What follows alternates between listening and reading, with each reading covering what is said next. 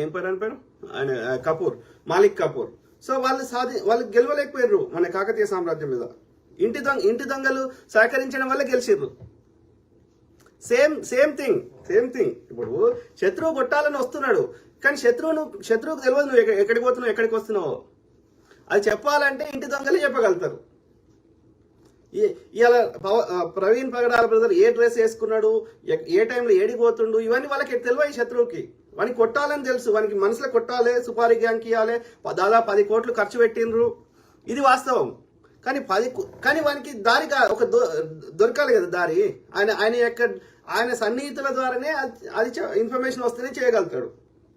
So నేను ఇక్కడ simple question అడుగుతున్నా. ఒకటి, ఇవాళ ప్రవీణ్ పగడాల బ్రదర్ చనిపోయిండు, ఆయన మనం తీసుకురాలేము, ఆయన ఆత్మశాంతి చేకూరాలి, ఆయన చేసిన కాంట్రిబ్యూషన్ మనకు దానికి ఒక గుర్తింపు చేసే విధంగా, భావితరాలు గుర్తుంచుకునే విధంగా మనం ఏదైనా చర్యలు తీసుకోవాలి, అది ఆలోచిస్తున్నాం. ఓకే.